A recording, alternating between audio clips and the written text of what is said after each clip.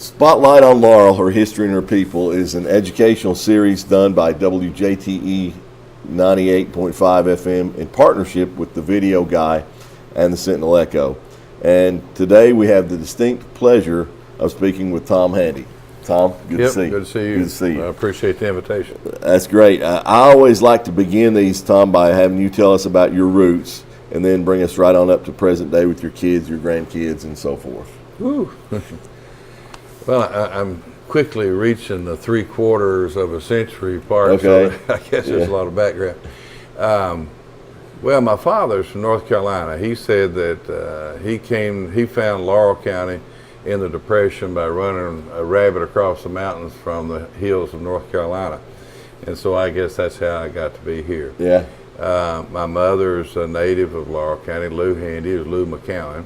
Okay. And so we have always lived here, and my family have. And so after, I went to London, I went to Sue Bennett really, to the preparatory school they had for the first 3 years, and then went to London Elementary, London High School, then to Center College, and got married in 73. Okay. Got a couple of wonderful children, and then more wonderful grandchildren. Yeah. You met your wife in college? No, I met her on a blind date. Oh, really? Yeah. Okay. I had gone to Washington and worked a couple of years up there for Congressman Tim Lee Carter. Had returned here and started practicing law, and through an associate, we did defense work, appointed defense work in federal court. And at that time, we would all have to go about 9 o'clock in the morning to about 9 o'clock at night. Mm-hmm. And so in the breaks, he said, I've got this girl you need to meet. And so anyway, Steve Kaywood from down in Barberville introduced me to her, and Yeah. we started dating and ended up getting married. The rest is history. Yeah. So now you got a law degree. You went to Center College, a law degree. Politics, though, was synonymous with you as well. Which came first? I mean, were you interested in politics, and that was an avenue that led you into law, or vice versa? Well, I guess they ran a kind of concurrent course on it. There was lawyers here that I had a lot of respect for and liked, and so I kind of saw that as a good place. But politics was not really an early part. My aunt, Opal Lucas, was National Committee Chairwoman. There's one woman from each state. Excuse me. And she was in politics, obviously. And so she got me there. Her husband, Fred, was a state senator, and that was an involvement. And then my father and mother, too, they were involved more in, like, you have to know someone to get this thing done. And so when they Which had essentially politics at its core. At its core. Had a motel, and Happy Chandler was, when he was running for governor and got elected governor, he used to stay down there all the time. Mother would have him back for dinner. I always called her Miss Lou. And that's the way I kind of started meeting personalities in it. And they worked hard in politics, not so much as the partisan part, but they did issues like getting I-75, locating it, and different things. So things in town. Like Mother worked when she was while I was young, with a group to get garbage pickup in London, which was hard to think of. We didn't do, but they had a problem with rats. Okay. And so this London's women's group started a movement, said we've got to get garbage pickup here to get rid of these rats. So a lot of things like that influenced me. Right. All right. Well, we're here at the Laurel County Tourism Office, and we won't touch on this. We'll touch on this and then move forward. But you were instrumental in. We had talked to Ken Harvey a couple of weeks ago and Doug Harris, but you were instrumental in bringing the World Chicken Festival to London. Well, I suppose they may have told you the way it came about. That a fellow by the name of Alan Worms, who works with the University of Kentucky on extension project, he stopped here. At that time, the Tourist Commission operated out of a mobile home that was here on this lot. And he he said, well, if you want to do something, just think of something crazy. And then chickens came up, and he started talking about, you have chicken leg contests, chicken clucking contests, A lot of things. the prettiest chick, and all these kind of things. So it kind of, from that, it just kind of rolled. I said, yeah, we could do that. And then it was, well, Colonel Sanders, Kentucky Fried Chicken, had a big skillet, the world's largest skillet. All these things just kind of added in, and with wonderful and beautiful community support and hard work of volunteers, made it a success that it's continued now for a couple of decades. Yeah, it has. More going on 3 decades. I think we just celebrated the 29th one, maybe. Yeah, I think so. Yeah. So, yeah, it's amazing though. But that got the ball rolling. I think for tourism in general. I think it increased the awareness of here's what we can do and here's what we can offer. I think you're right. Yeah. I have to give credit to Ledford Carr. He was the county judge that started the Tourism Commission, and was putting the tax on the hotels. So that time I was in it, my brother was in it, and others, and we said, that's not fair. We don't want a tax on our rooms. Mm-hmm. He proved us wrong. Yeah, right. And so it's the tax has been used wisely, and it still attracts a lot of tourists in, and it's a good economic stimulator for the county and for this community. No one likes taxes and no one likes tax increases, but a lot of people don't see behind the scenes that actually your tax dollars, if they're spent wisely, can increase things for your community, hence increasing things for you. That's correct. And one of the beauties of the hospitality or the lodging tax is it's on somebody else. Right. There's not many local people renting a room here in the community where they're taxed. Right. But when they go somewhere else, they're paying a tax on it. But it helps us to bring more people into our area. Well, we've used it to stimulate that. Like yes. 3D archery contest has at times been the largest one in the world. Wow. And there's few people here in Laurel even know that when it goes on. But they will have over 2,000 shooters, and they come from every state and several foreign countries to compete out at the Laurel County Fairgrounds in an archery contest that will fill motel rooms from Jellicoe to Brea. I mean, they don't fill every room, but with a normal flow during the time that they're here, all those hotels will fill up to capacity. Yeah, that really is. That truly is. So Tom, now most of your work career has centered around prosecution. Is that correct? Yeah, my professional career has been in prosecution. And you actually led, and tell me if I'm wrong here, but I did some research. You led the state in death row prosecutions at one time. Is that right? Well, and that can be a controversial subject, but it is. You know, but tell us about that. Well, it was a hard decision. The first time I was confronted with it, whether to pursue a death penalty or not. It's like, do I have the right to decide whether someone lives or dies? And so it's a battle of the conscience and your religion and your spirit. I decided that the law was there and there was only one way to punish some people, and that was by the death penalty. And so unfortunately, some of those crimes were here, like one case, Bob Foley, 2 death penalties on him, but what we know of, he killed 6 people, and he was on parole. There's one thing that influenced it. He was on parole for another homicide that he did in Harlan County. During the investigations, may have killed 2 other people, we couldn't prove it. So there comes cases to where the only thing you can do is to pursue the death penalty. They haven't executed anyone, but they're in isolation and they're not eligible for parole, and they'll never be free again. Well, and another thing about that is a lot of folks look at it as punishment only, but you know, when you look at the wider scope, it's punishment, that's correct, but it's also a deterrent. Yes, it is. And that's something folks don't think about. That's correct. And it's a deterrent on people that kill them as killers. And it's strange to say that in the environment that we're in, with Pittsburgh experiencing what they're having, that there are some people that for whatever reason, are just violent. Right. And they're going to kill. And the punishment has to be in consideration of the victims, in consideration of the victims' families, and of society. They need to be permanently removed from contact with society. Right. The Springsteen lyric from the song Nebraska, there's just a meanness in this world. Yeah. You know, and there's some things you cannot explain. You can't, you don't, what goes on in their mind. I mean, it's a scary place, but it's, there's evil out there, and you've seen a lot of that in your work experience. Well, I tell you, that interesting you brought that up. Reminds me, I prosecuted Donald Harvey.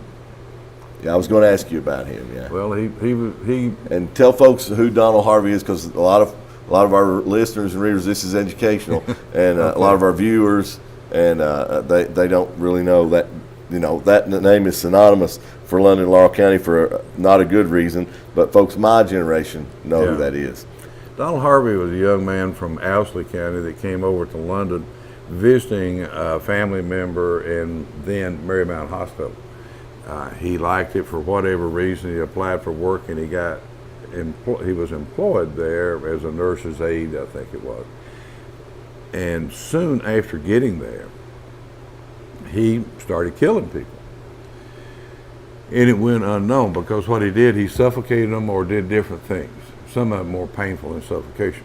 So it started to pile. Those numbers started to pile up before anybody ever a light bulb went off and said something's going on. Had no idea. Some of the family thought this strange, but maybe that's common. I don't know.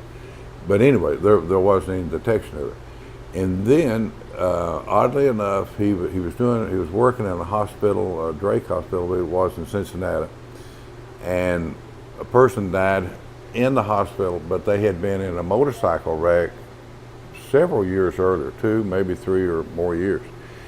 The law said that there had to be an autopsy, but forensic. And the percentages are very low that someone could smell, I'm forgetting the drug right now that he gave them, but the man could smell it. And with that, they tested, they found out, yes, there was a foreign drug in him that killed him, not a natural death. And an investigation pursued. It looked at Harvey. Up there in Ohio. In Ohio, in Cincinnati area, Hamilton County. And he said, well, I will admit if you'll take the death penalty away. Ohio took the death penalty off the books and said, okay, we will not pursue the death penalty. He started confessing to murders. It got up to 30-some at that point. Wow. And it was on the news that he had started in Kentucky, but they didn't divulge where. But the defense attorney said, I'm going to call the prosecutor there. I watched that news, and about 30 minutes later, I had a phone call from an attorney in Cincinnati. Wow. It turned out to be here. It did not have the death penalty due to the decision by the Supreme Court of the United States at that time. That applied to Kentucky. But they started tracing steps back now, and so now not only are you aware of this, but now you're looking at, okay, yes, he worked here, and when did all this actually start? Well, it was started in, gosh, I wish you'd give me a notice on that one. It started in the early 60s, as I recall it was. I forget the exact year, but early 60s when it was. And when he confessed, he said he would give names of who it was and all.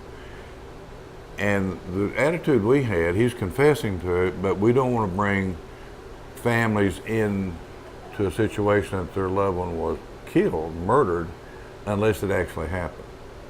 And so we started an investigation, which was unique. It's reversed. We're going to try to prove he's telling the truth, right, that he killed somebody. Right. And the sheriff's office and Bill Smith, the city police, and all of them did a fantastic job of going around and finding people who were in the hospital at that time that died during that time frame. It was 70-some people.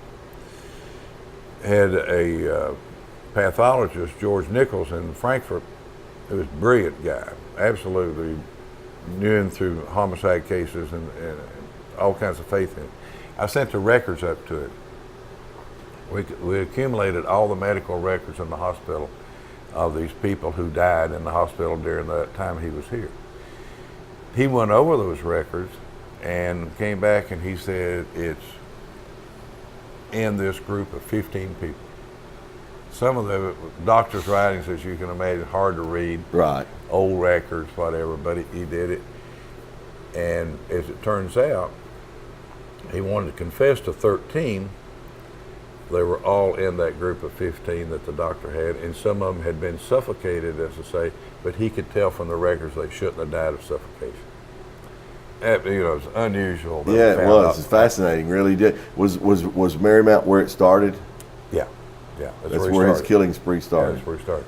I was thinking it was the 70s but he may have started killing them in the 60s. But I think all this, the trial and everything was taking place. I'm thinking late 70s, early 80s, maybe. I don't mean. I'm afraid to venture. It's in the 80s when the trial was. Took place. Yeah. But I don't know exactly the killing spree that they began here at the hospital. I don't know. I'm thinking it's in the early 60s when the Supreme Court had a window there of about 3 years that there was no death penalty. No death penalty. Yeah. And it was during that time that they did it. Yeah. Early 60s of it. But anyway, when we got the records, and the police did a great job interviewing people, we got the families, and we alerted people. And then we went up and interviewed him. This what brought one thing I want to mention on that, talking about the motive and all. Dr. Emmanuel Tanai was a forensic psychologist and psychiatrist out of Michigan. He had done Ted Bundy, mass killer, right, and the Green River Killer, and he had done a lot of work on people around the nation. He interviewed him for Ohio. And when he came back to interview him for our Kentucky charges, he had got everything that Tanai had ever published and read that Harvey had, and knew Tanai and wanted to interview him. So this is a criminal mastermind. It's a criminal mastermind.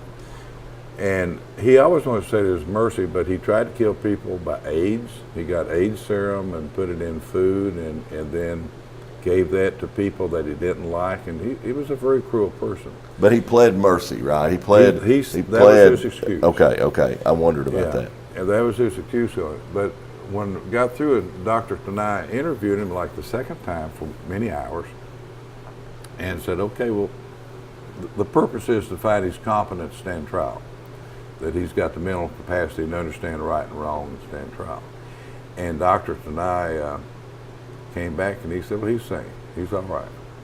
And I said, "Well, Doc, there's got to be more than that. I mean, he's at this point we know he's killed 50-some people, 50-some people at this one guy's hand. One of the world's most prolific serial killers. And we're just now finding out about it." I said, "What is it?"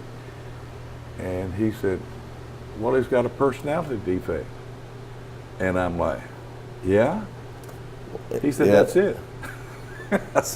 That was a pretty simple deduction for all the hoops that you all jumped through there. A lot of times it's that way. You look for things that aren't there, and here's a man who his background is you cannot question, his abilities and what he is. He said, personality defect. 50-some people die because of that defect. And some of them in a very painful way. Yeah, that's a sad thing. Is Donald Harvey? So he did not get the death penalty, right? He didn't. It didn't qualify for the death penalty in Kentucky because it had been found unconstitutional during the time he committed those acts. And in Ohio, he would not admit to what he had done until they took it off the books. So it's a pretty good argument to go back to what we were saying a while ago. Death penalty is something that should be in there. It's something that could be considered. And by the crimes that we see today's time, it's a very appropriate punishment. It is, absolutely. Is he still alive, or do you know? About a year ago, he was beat to death in prison. Okay. Killed in prison by other prisoners in a physical assault. Okay. So and it seemed like I remember hearing that on the news or something. So I had Donald Harvey wrote down here to ask you about. But some of the other more famous ones, you mentioned Bob Foley. I mean, he was. I remember that being a very newsworthy piece week after week. You would see it not only in the local paper, but in the state papers and even national news. Some of that made the headlines there. So he was a tough cookie to crack too. There wasn't he? I mean, he was a man. He had no conscience. He had the most extremely. He thought of himself as a very brilliant person that could not be caught. So like when it comes to narcissists, he was like the top of the heap. He was the poster child for a narcissist. Yeah. And he had no conscience. And there are people that way. You just have to realize that there's some people that are not like anybody you know. Mm-hmm. They just have an attitude and a conscience or lack of conscience about them. To where they could do anything and they justify it to themselves. Their own brilliance and everything else. Or as the good doctor said, a personality defect. Yeah, personality defect. Yeah. So any more famous ones come to mind, that you prosecuted? Well, I mean, there was the capital cases, that were murders in there. But I think one of the things that disturbed me most and played a role in my retirement from prosecution was abuse of children. Well, that was the next thing. I know that you were an instrumental advocate for victims, their rights, and especially children. Mm-hmm. So was there a time when our state was, for lack of a better term, lax on like child abuse laws? It's a catch-22. How do you prevent child abuse? Parents have their children and they're in the home with them. You can't. That's a hard deterrent right there. So, please elaborate on that. That's a fascinating subject. It's a very broad subject of how to cover them. I say now you pick up the paper and you see children being abused, and you think drugs are a part of it, and they probably are. But there's a great deal of sexual abuse of children. It has always gone on, but I think it's greater now because of drugs. But at the time that I'm prosecuting on it was in a way accepted. I remember the first case I had in Knox County. It's mind-blowing. Mind-blowing. Yeah, it was in Knox County. One of the first cases I had on it, and people were very good people, outstanding people, and the community came up and said, "Well, I don't know why you're doing this." He said, "That's just the way they are." And I said, "What do you mean that's just the way they are?"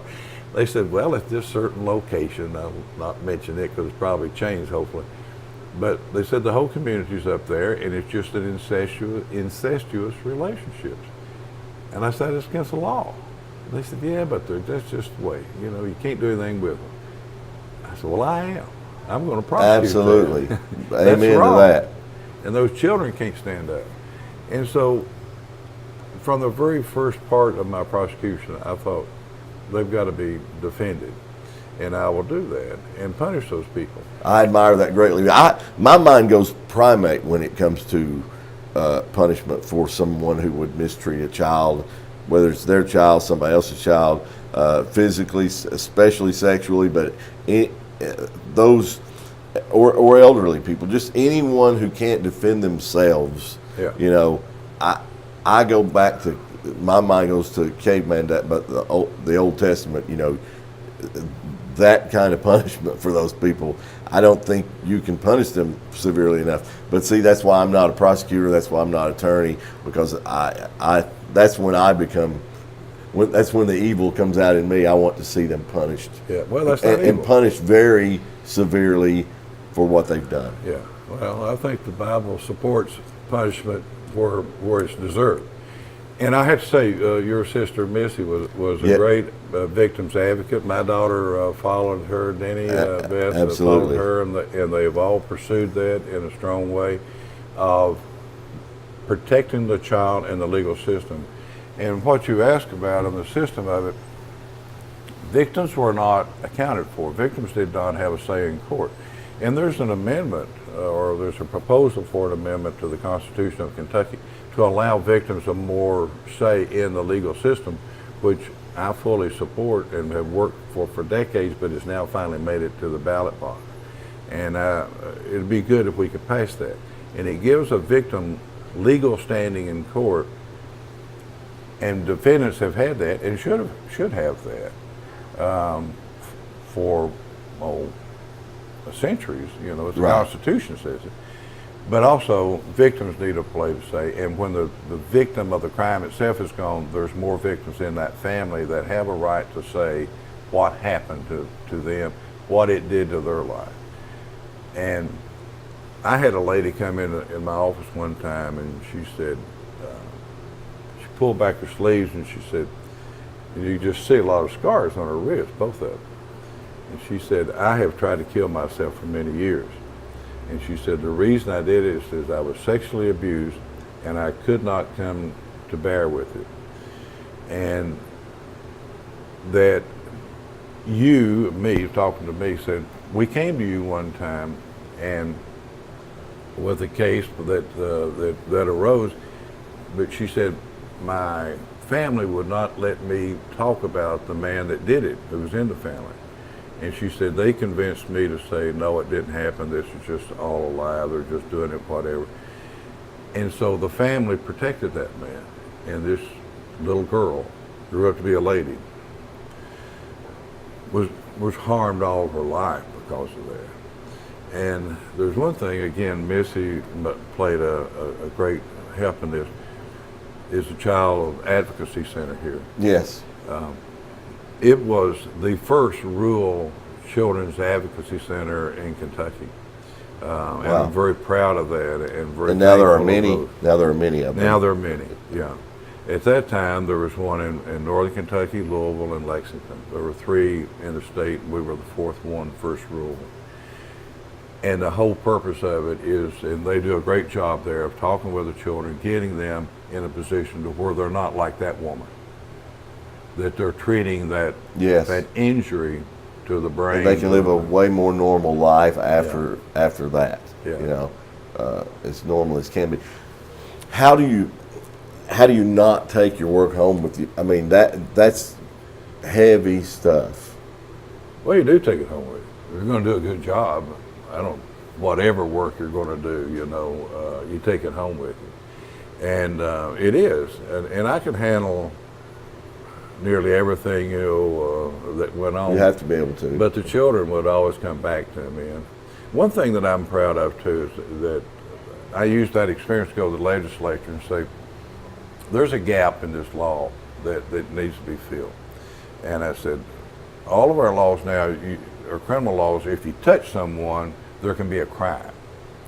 But if you don't touch someone but greatly harm them, there is no crime. And they said, well, what are you talking about? And I said, well, the example I used in the legislative hearing on it was, I said, if a person is disabled for whatever, stroke, military, whatever, but they're bedridden, and someone comes in and puts them through a brainwashing session of lights and sounds and whatever where it never touches them, there's no crime. A person could be bedridden and one could come in and put a sack full of snakes in the room to crawl around. There is no crime. There's no touching. And so we ended up with a criminal abuse statute. Good. That said, if you have custody and in charge of someone, such as a family member or whomever, and that person is abused, that you could be held liable for that crime. So you didn't have to prove that they actually touched them or that they did something to them. But if they were harmed while in the custody of that person, it's a crime. And that's been a very effective statute in protecting older people, younger people, and those who cannot protect themselves. Verbal and mental abuse goes along those lines. That's a very serious matter. Yeah. You know, so that's good that you all got that done. Curiously, because we always think of this generally, especially the physical abuse, the sexual abuse, men abusing females or men abusing young boys, or men usually the culprits. What percentage, though, you've prosecuted these cases, what percentage is the shoe on the other foot? Few. In my experience, that's not. But it is a real thing. It's a real thing. I've had cases. I know one that this woman abused a man. She abused him all the time, and she doused him with fuel oil and set him on fire. He lived to tell the story, and then in the story was many years of abuse that she had done to him.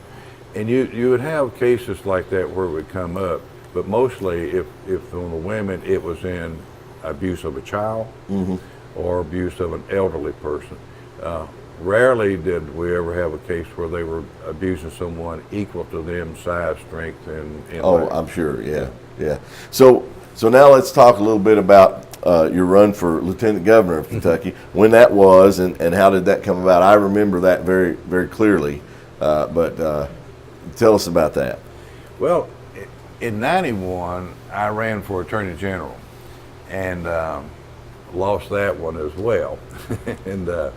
But I had the experience of traveling across the state. Richard Dinkins was a friend of mine that he and I drove. As a Republican everywhere. in Kentucky, that's a tough egg to crack, you know. It was, but we traveled. We started in January and we ended up in November. We traveled everywhere. Then, because of that race and some friends and experiences I got out of it, Larry Forgy asked me to run with him as Lieutenant Governor in '95. It was a wonderful experience. I enjoyed it. I enjoyed the people. I enjoyed campaigning. But it was an uphill grind for Republicans at that time. And there was a campaign limit on money that could be spent. What year did you say this was? That was '95. '95, okay. And there was a new statute that said there's a cap on how much money could be spent. We thought it gave us a fair chance to do it because Democrats always raised the money. Right. And Senator McConnell had not been able to build up the Republican Party and the things that exist now. That didn't exist then. Right. The established foothold that they have now, it wasn't there then. Right. And so we got into it.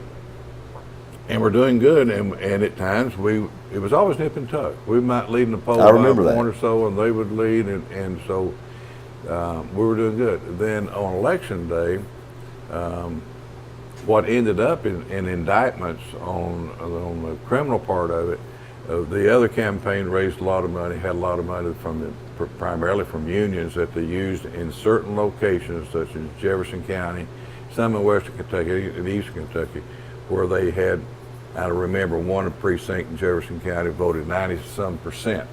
It's hard to believe that they were that patriotic there in Jefferson County. Right.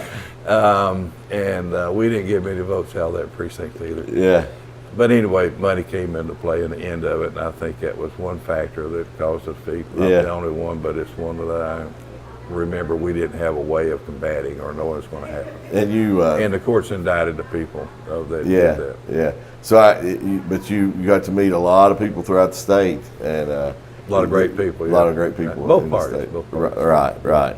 Well, tell us now some of we touched on the hotel business, but tell us about some of your business ventures with your brother Jim. And did you develop Holly Bay or just own it for a time, or tell us about some of your Jim Handy is your brother, right? And you guys. So tell us about some of your business ventures. Well, I'm going to have to mention one thing here. I've got a wonderful wife and wonderful kids, and a lot of things that you're saying here were not possible without the support of wife and children. And so Bonnie, my wife, and Star, and Danny Beth, my children. And now they have wives and a husband and children. There's a funny story. There's a great tradition there, I want to say, in the family. That absolutely, I agree with that. I stole some lottery tickets out of Danny Beth's purse one time. You'll have to ask her about that. It's a running joke between us. Okay, yeah. I'll do that. Yeah. But on the business part, my father was he was a travel for rentals tobacco company, and mother was a school teacher. Taught home economics at the time at London, and he built what I think it's still called the Southmore here on the north end of Main Street, the little horseshoe type of property. Mm. He built that and opened it around 1952, and that put the family in the hospitality business. Okay. He operated that for a while. He sold it, and then during the interim, went down to Florida looking, maybe buying a place there, but he ended up coming back and fortuitously bought what was then the Scoville Court. That was the horseshoe area out through there. And when you say that tell us the location of that, because I know, but I want the viewers and the listeners to know. What the Where location? yeah. But by London Elementary Yes. School, it's a vacant lot that the city is now proposing to build. New arts venue there. There'll be Yeah. but you so essentially that is for a time there. You grew up there. You were there. That's where you lived. Yeah, we lived in the house and back. I remember well the hotel and the restaurant very well, vividly in my mind. I mean, I went to London Elementary School before they built the new one, but that's a vivid memory in my mind. Well, I tell you, the interesting part of that, when Dad and Mother bought the property in the mid-50s, there was a movie going to be made here. Burt Lancaster and his production came to make the Kentucky, and most of it was out at Levi Jackson Park. Okay. And had not moved in, so Burt Lancaster and the other producer, Heck, rented a house, and they lived in that, and the motel was basically full of other actors and stuff. Whip Wow. Wilson would get out there and sing a guitar, do his whip tricks, and take matches and cigarettes out of people's mouth with his whip. And it was very entertaining. And it was a great time, the only time that a big movie's ever been filmed in Laurel County, I'm sure. But Folks are going to be Googling the Kentuckian now. well, the Kentucky it's a great movie. Yeah. Walter Matthau was a star in it. Yes. In different ones. So that was kind of an experience for me as a kid to Absolutely. get involved with that, and I got to be in the movie as did my brother and Yeah. some other kids and people here. And so anyway, that he kept building up, more than double the size of the property. And then he had a heart attack in '64 and ended up having to sell that. But that kind of put it in our blood, I guess, more in Jim than me. Right. And we built the Harvest Inn. It's gone. The town center's gone. Right. But Jim ended up building and having about 5 hotels, Corbin to Mount Vernon. And he's kind of slowly backing out of it, but his son Jason is taking that as a family business. Right, right. And really that was an entrepreneurship that was pre-tourism days here. Now it's, we're at the foothills of the Appalachian Mountains, and actually you could make an argument for the Great Smokies as well, just a little farther down, but I-75 and 80 runs through here. So we're at a dead great location here. But you guys were instrumental in the hotel business when there wasn't really any such thing as tourism per se in London, Laurel County. Yeah, I want to say two things on that. And one, I always get reminded of this when if you're watching weather and they're showing I-75 and the location of London on the weather. And if you look, when they get around Rockcastle County, there's a big curve. And it curves over to the east and it comes down through London, Corbin, and the area. Combined with politics and tourism here. My father knew that the road had to be close to the city or it would kill the city. Look at ones up and down the interstate. Absolutely. Where they are. Not look only at here, east but of other here. state. Yeah, or east of here. East of here, there are, due east of here, there are communities who have greatly suffered because there's no way in and out of there. And it was going to go halfway, it was a compromise going halfway between Somerset and London. And he said that doesn't help Somerset, it doesn't help London, and so politics came into bear. He worked with some politicians. He drove up and down US 25 getting support for it, and they finally came around. And Senator Cooper was a huge factor in this, of getting that road farther away from Somerset and closer to London like it is now. And with that, it has stimulated the tourism business as it always will. in this community, and it brings more things into it other than just tourism. Well, you talked about that's part of what the business of tourism, what my parents did on it. that's an awesome factoid there, but it's amazing now. You talk about the Harvest Inn was there, it's gone. Town Center was there, it's gone. You know, yes, the interstate highway system was to the 20th century almost equal to what technology's been to this century. I mean, you could make that comparison easily.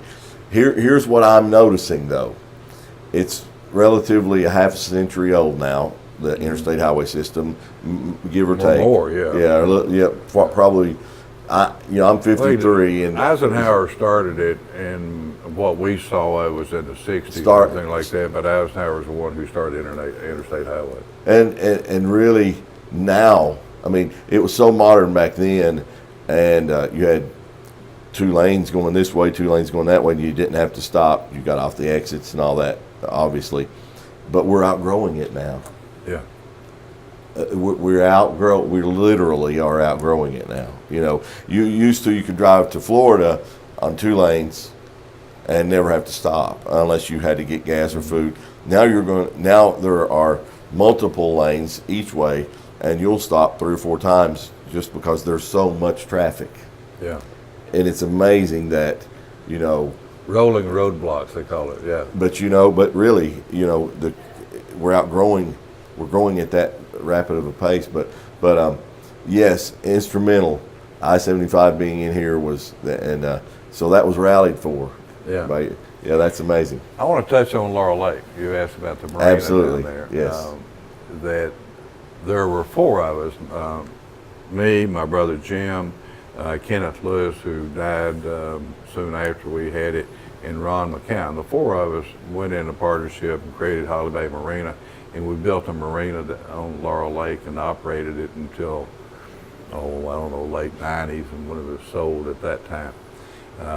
But it was a great experience to do. It was fun. We had our families down there. Oh, yeah. Raised them in the water and whatever on the Yes. stuff. But how did Laurel Lake come about? I was an interesting observer at the time. After law school, I got out in '69 until '71. I worked for Congressman Tim Lee Carter, and he was interested in the lake to get it done to build. There was a freeze on the money. Nixon was president, and they froze the money and for all construction project, and the one for Laurel was about to be killed. So Congressman Carter got with Senator John Sherman Cooper from Somerset, and they had an appointment with the chief of the Office of Management and Budget, OMB, and he was the man that controlled the purse strings next to the president. So they went over and met with him, and Carter kept doing the argument, we got to have the dam. The dam at Laurel Lake needs to be built, and blah, blah, blah. We kept going on. And they said the president has froze all the money, the budget's it's not going to be in the budget.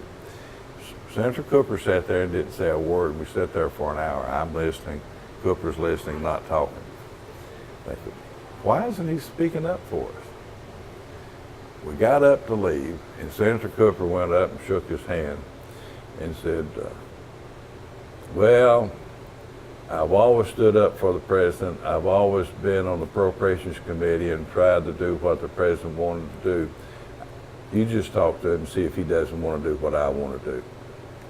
Time we got back to our offices, had phone calls, everything was clear. The president said, go ahead and build Laurel down. Wow, what about that? Yeah. So you speak of politics, it doesn't take a lot of selling a lot sometimes. It takes a man in a position to know how to use it. That's exactly right. And leverage. And leverage. And Senator Cooper was great. He was always a gentleman, always good and kind to people.